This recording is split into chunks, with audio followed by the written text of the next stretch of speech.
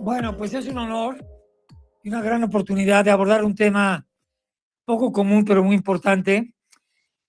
Y se trata de el Tribunal de Justicia Administrativa.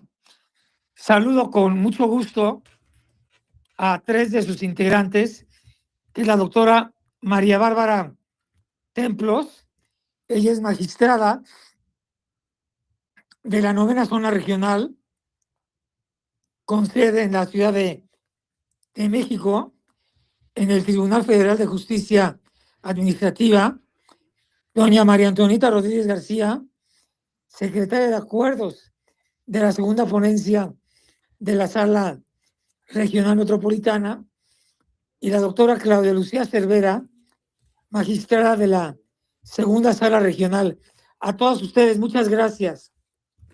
Muchísimas ¿Qué gracias. tal? Buenas tardes. Oscar Mario, bueno, nada más para hacer una precisión, mi nombre es Zulema Mosri, yo soy magistrada de la Sala Superior del Tribunal Federal de Justicia Administrativa y en esta ocasión vengo como presidenta de la Comisión para la Igualdad de Género, acompañada de dos compañeras. Sí. Ahorita la presento así. Muchísimas gracias, doña Zulema. Bueno, pues es un tema no muy común. Yo quisiera comenzar, si me permiten, explicando al auditorio que el Tribunal Federal de Justicia Administrativa de México es un órgano jurisdiccional autónomo que no depende del Poder Judicial, encargado de resolver las controversias jurídicas entre la Administración Pública Federal y los ciudadanos o empresas.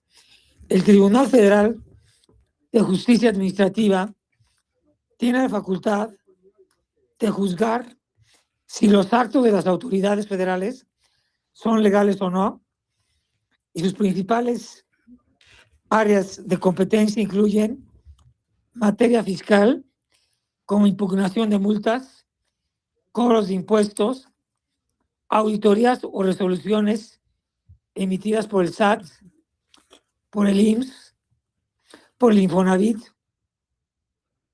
En materia administrativa, controversias sobre licencias, comercio exterior, propiedad intelectual, multas ambientales o clausuras emitidas por dependencias del gobierno federal, responsabilidades administrativas, que es la imposición de sanciones a servidores públicos y particulares por faltas administrativas graves, y también responsabilidad patrimonial del Estado, que vendrán a ser demandas de indemnización cuando un ciudadano sufre daños en sus bienes o derechos a causa de una actividad irregular del Estado. Y para operar, el tribunal se divide en dos órganos principales: la Sala Superior, que se encuentra en la Ciudad de México y está conformada por 16 magistrados que definen los criterios y jurisprudencias, y salas regionales especializadas distribuidas en distintos estados de la República y que atienden los casos particulares y de materias específicas como comercio exterior o propiedad intelectual. Yo quisiera preguntarle a las invitadas, ¿quién de ustedes quisiera tomar la primera palabra? Por favor.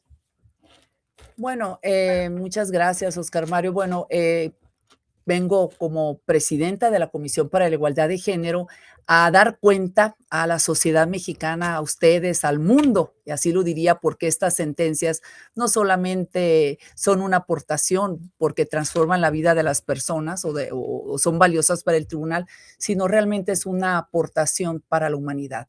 Y bueno, vengo a dar cuenta de que en este tribunal estamos haciendo la tarea. Tenemos ya 14 años trabajando permanentemente en una política en la cual se aplique la perspectiva de género para hacer efectivo el derecho a la igualdad. Y bueno, bien, me acompañan la magistrada María Bárbara Templos y María Antonieta, quien es secretaria de Acuerdos también, que ganaron el primero y el segundo lugar en el concurso que motivamos o promovemos cada año como una forma de incentivar precisamente esta labor. Y lo que queremos con la perspectiva de género es, por un lado, hacer efectivo el derecho a la igualdad, maximizar la eficiencia en la impartición de justicia y pues que responda a esa explicable demanda de justicia. Dígame, bueno, es la doctora Magda Zulema Mosri Gutiérrez. Sí. ¿Podría poner algunos ejemplos de este avance tan importante que han logrado ustedes a través de los años? Bueno, sí, hemos dado cuenta ya por 12 años haciendo estos concursos de sentencias con perspectiva de género y precisamente me acompaña la magistrada Bárbara Templos, quien ha tenido 12 sentencias reconocidas en todos estos años en diferentes momentos. Yo quiero cederle la palabra porque como ella es una de las autoras de estas mismas, que nos platique de manera general los distintos casos que hemos tenido, Bárbara. Claro que sí, gracias, Gracias, magistrada. doctora. Muchas gracias, doctora. ¿Qué tal, Oscar Mario? Agradeciendo la invitación que se nos hiciera para estar esta tarde con tu audiencia. Pues sí, en efecto, en el Tribunal Federal de Justicia Administrativa hemos venido trabajando a lo largo de los últimos años, resolviendo nuestros casos, los casos que someten a nuestra jurisdicción los ciudadanos, bajo estas visiones de perspectiva de género y respeto a los derechos humanos. Antes de empezar con casos muy concretos, yo quisiera comentar a tu audiencia, Oscar Mario, que estas visiones, son cuestiones que todos los juzgadores y juzgadoras del país estamos obligados a atender, porque tenemos un mandato constitucional.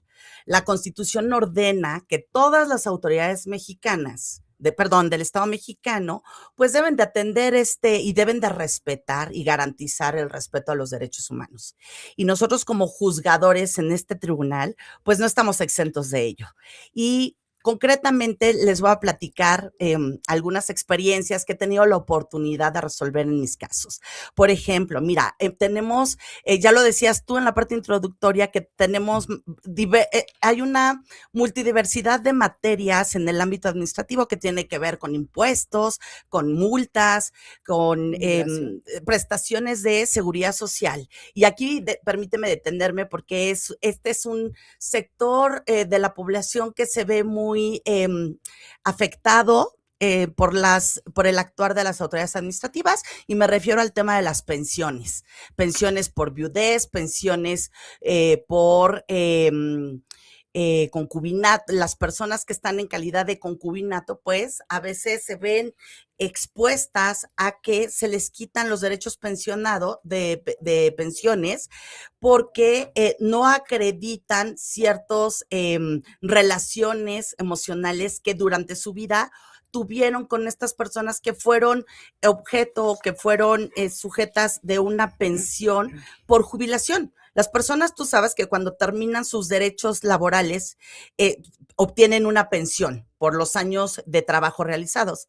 Cuando estas personas fallecen, sus pensiones pasan a sus beneficiarios. Y en este caso, cuando se establecen por parte de estos pensionados fallecidos relaciones, digamos, que ya son reconocidas por el derecho, pero que no generan los mismos tratamientos que, por ejemplo, tratándose de un matrimonio, ¿no? Se llaman estas relaciones de concubinato. Y entonces, cuando las personas que tienen este tipo de relaciones y acuden al instituto a reclamar, pues, el beneficio de estas personas que fallecieron y que deben de obtener esa pensión por viudez, porque ya sus parejas fueron fallecidas, pues los institutos de seguridad social se las niegan. Y entonces cuando tienen esa negativa por parte de estos institutos, acuden con nosotros al tribunal y nos dicen, mira, yo sí tengo la calidad de concubinato, porque yo así lo demuestro con una situación que obtuve de un juez familiar. Me reconoció lo que en el derecho nosotros conocemos como una jurisdicción voluntaria. Entonces, ellos a través de esa jurisdicción voluntaria con un juez familiar obtienen ese carácter, les reconocen ese carácter, pero cuando acuden con el instituto para que les paguen sus pensiones, no se les reconocen. ¿Qué hacemos en el tribunal? Aplicando la perspectiva de género y de protección de derechos humanos, hacemos una valoración extensiva, una valoración puntual de todos los elementos que esta persona nos demuestra que tiene esa relación con esta persona que falleció y que por esa razón pues debe de ser merecedora de esos derechos de pensión.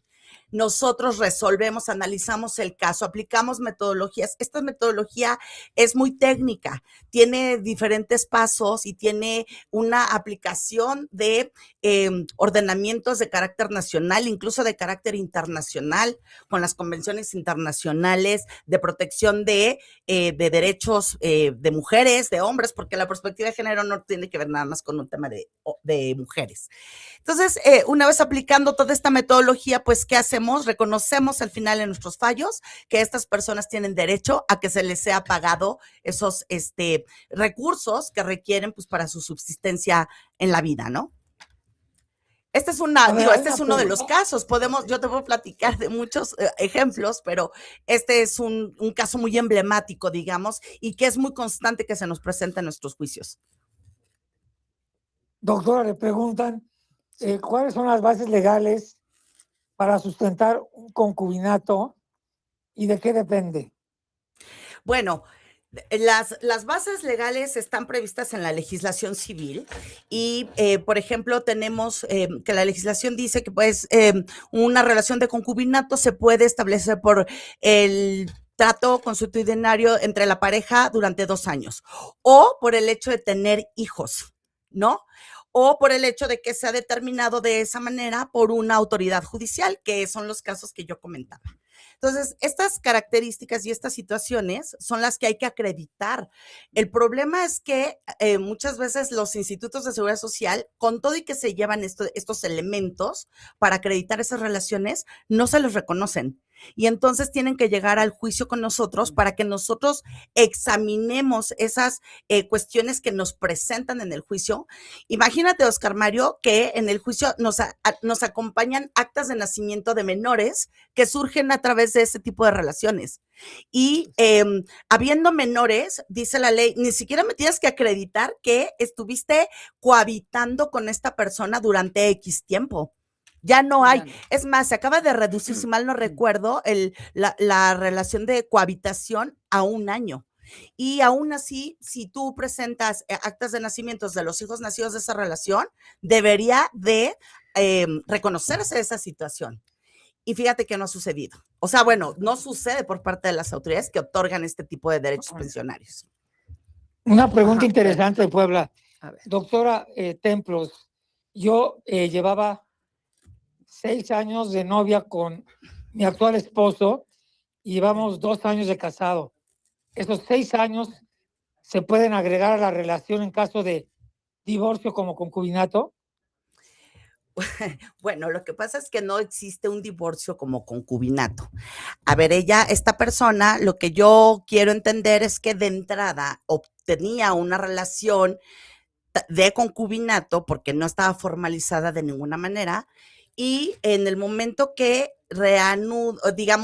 formaliza su relación a través del contrato de matrimonio, bueno, pues ahí digamos que la relación transita o la relación se transforma, ¿no? Entonces ahora ya existe una relación de matrimonio que también genera derechos y obligaciones y que hoy en día precisamente los tratados internacionales y la legislación nacional reconocen que el tratamiento tanto de una relación de concubinato como de matrimonio ya generan precisamente derechos y obligaciones, digamos, parecidos, ¿no? Sí, me permite. Sí, de hecho, doctora, adelante. Sí, de hecho el concubinato es una relación de hecho que genera los mismos derechos y obligaciones que el matrimonio. Así es. Antes se exigía que hubiese hijos, ya no. Ya la Corte determinó que no necesariamente tiene que haber hijos, no es el fin del matrimonio tener hijos. Antes se exigía que para que hubiese concubinato tenía que haber 5 años, también se echó abajo esa disposición jurídica. Lo que es importante tener claro aquí es que cuando la Corte avanza, viene de una jurisprudencia de la Suprema Corte en eliminar esa discriminación en la que antes no se reconocía derechos a, digamos, a personas que mantenían esta situación de hecho y únicamente a las que, inclusive personas que seguían casadas, se considera una forma de discriminación que la ley solo reconozca el derecho, por ejemplo, a la pensión a las que estaban casadas y no a las personas que vivían una relación de hecho. Entonces, en esto, Oscar Mario, son casos que se tendrían que ver muy particular, pero preguntabas hace un momento, ¿qué tipo de casos vemos? Casos relativos a violencia sexual, temas relativos a salud física y reproductiva, temas relacionados con protección internacional, o sea, de personas migrantes, por ejemplo, de seguridad social, que son las personas concubinas o concubinos, cónyuges, o sea, ya sea mujer u hombre, que tienen derecho a la seguridad social, inclusive a las personas de las Fuerzas Armadas y de la Guardia Nacional, que ya forma parte de estas, salud física y reproductiva, inclusive en materia fiscal. Entonces, generalmente se ven estas sentencias con perspectiva de género, se cruzan con cuestiones, por ejemplo, de grupos vulnerables, porque hay otros enfoques, pero bueno, es parte de los distintos temas en los cuales ya se han emitido, digamos, sentencias con el fin de visibilizar esas circunstancias, digamos, de desventaja que tienen las personas y acuden al tribunal, tocan la puerta del tribunal porque precisamente se les niega un derecho. Bueno, insiste la escucha, doctora Templos, entonces, 16 años de concubinato y 2 de matrimonio tienen el mismo peso en caso de divorcio. No, a ver, bueno, generan derechos, ambas relaciones generan derechos. Esta persona puede reclamar derechos pensionarios, desde luego, acreditando la relación que haya tenido con esta persona que falleció, su pareja, ¿no? Si ahorita... No está fallecida, ¿eh? No está fallecida, bueno, ella entonces... Sí casada. Está Está casada. hablando de divorcio. Ok. Por si las dudas. Bueno. Previniendo. No, que perdóname. Que no es competencia del tribunal. No, lo que pasa es que esta situación del estado civil de las personas, Oscar Mario, no es competencia del tribunal, en efecto, como lo comentaba la doctora Mosri. Nosotros lo que vemos son estas determinaciones de las autoridades que tienen que ver con los derechos pensionarios. Y ahí es donde nosotros analizamos la situación civil de las personas, que se demuestre para ver si tienen derecho a esos derechos de seguridad social, ¿no? Ahora, si tienen derechos como de matrimonio o como una persona concubina, ahí sí tendrían que ir con un juez de competencia civil o familiar, ¿no? Ellos son los expertos que determinarían o analizarían la situación jurídica de esa persona. Gracias, doctora. Sí. María Antonieta Rodríguez, secretaria de Acuerdos, por favor, su opinión. Sí, mire, muchísimas gracias por la invitación aquí a la magistrada Zulema, al magistrado Ernesto Martínez Franco. Y retomando un poquito el tema, efectivamente el tribunal analiza diversas resoluciones, diversos actos administrativos. La competencia del tribunal es amplísima, ¿no? Y yo quiero hacer mención en específico a un asunto que nos tocó resolver en la segunda sala, relativo a se analiza la nulidad de un acto administrativo relacionado con la protección a refugiados. Aquí el asunto salió específicamente por 2 temas. El primero fue una falta de fundamentación de la competencia y además de eso nos metimos al estudio de la protección a los refugiados. Aquí es importante establecer que nuestra ley, la ley sobre refugiados, establece la protección a las personas que temen ser perseguidas por motivos de orientación sexual, por género, por religión, y estas personas solicitan esa protección aquí ante las autoridades respectivas, y si esta les es negada, entonces acuden con nosotros al Tribunal Federal. Aquí se tienen que analizar varios elementos, entre ellos son la existencia de temores fundados y hechos de persecución del país de origen. Esta persona solicitó la protección en el sentido de que se identificó como miembro de una comunidad y además de eso sufrió violencia, amenazas, discriminación y acoso de su país de origen. Aquí cabe decir que el tribunal, a lo largo del análisis de todo las constancias del expediente. Regresamos con Oscar Mario Beteta.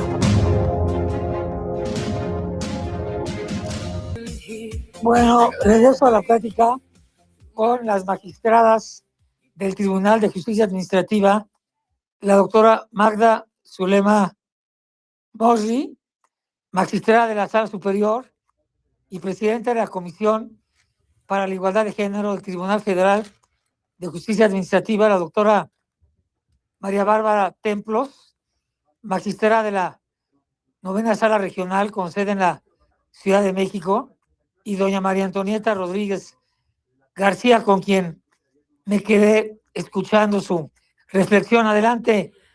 Sí, María entonces, Antonieta Rodríguez. nada más Ajá. para enfatizar, estos son uno de los asuntos que se manejan o que manejamos en el Tribunal Federal de Justicia Administrativa, que son de importancia, de relevancia en relación a la perspectiva de género y en relación a la protección de los derechos humanos, en donde los juzgadores tienen la obligación de acatar las disposiciones o los pronunciamientos establecidos por la Suprema Corte de Justicia de la Nación, los protocolos, para poder resolver estos asuntos que se suscitan en la competencia de nuestro tribunal. Bien, yo quisiera que cada uno de ustedes están preguntando quiénes debemos acudir a los tribunales para nuestra defensa y protección. Yo quisiera la opinión de cada uno de ustedes, empezando con la doctora Magda Zulema Mosri, por favor. Sí, claro, bueno, todas las personas, sean o no ciudadanos de la República, o sea, sean o no mexicanos o mexicanos, que se sientan afectados por algún acto de una autoridad federal, por un lado, inclusive, sí, por una autoridad federal, aunque también en los estados, por entidades federativas, se pueden ejercer mediante el convenio de coordinación fiscal, competencia de la federación. El tribunal conoce de cualquier acto de autoridad, acto de molestia que afecte la esfera de las personas. Pueden ser mexicanos en su mayoría, pero también pueden ser personas migrantes o que buscan la condición de refugiado, o inclusive en los casos de asuntos de doble tributación internacional, que son otras de las competencias exclusivas de aquí del tribunal, pueden venir personas que sientan alguna afectación precisamente por el SAT, por realizar actos u obtener ingresos, inclusive aquí en territorio nacional. Muchas gracias a la doctora Magda Zulema Mosri. Doctora María Bárbara Templos, la escuchamos.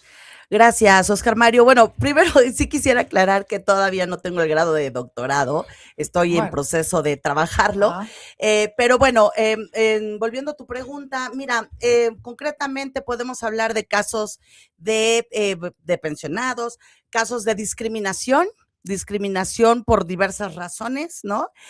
Casos de actos de las autoridades, por ejemplo, educativas, que tienen respecto de los menores. Los menores, el tribunal también ha hecho un trabajo muy importante de protección de las infancias respecto de actos de autoridades que afectan este sector de la población.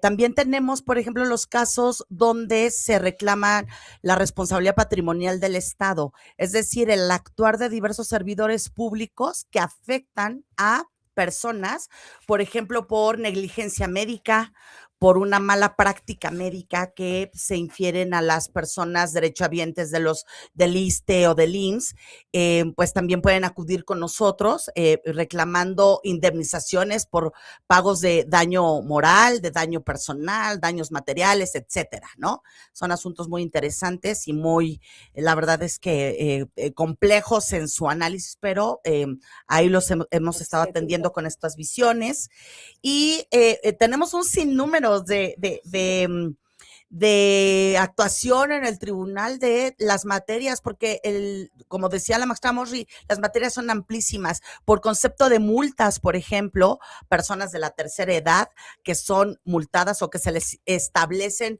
procedimientos administrativos para fincarles créditos fiscales por parte de las autoridades fiscales, como es el SAT, como es el IMSS, como es el Infonavit. Entonces ahí tenemos que debe de haber un tratamiento especializado para personas de la tercera edad.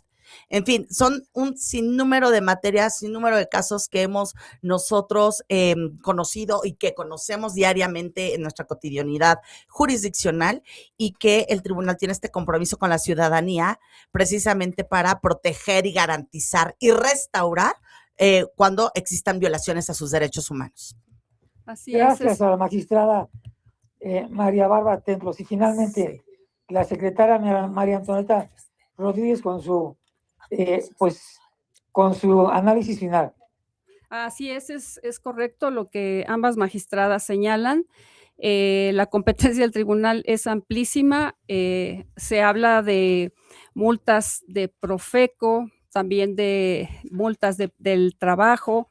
Hablamos de violencia sexual, algunas cuestiones en relación a los menores, que protegemos el derecho a los menores, que ya lo dijo la magistrada Templos también, y todo lo relativo a la protección de los derechos humanos. Y bueno, en relación a lo que se ha platicado de las pensiones, sí, efectivamente es amplísimo, hay muchísimos actos y muchísimos tipos de pensiones en donde los solicitantes piden su reconocimiento, su actualización, incluso asuntos de concubinas, de esposas, no, etcétera. Entonces, efectivamente, la competencia es muy amplia y la base es el acto de autoridad emitido y que te genere una afectación al solicitante, pues, al particular.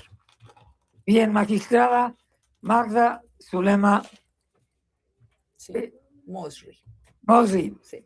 Magistrada María Bárbara Templos, secretaria María Antonieta Rodríguez, todas ellas integrantes del Tribunal de Justicia Administrativa.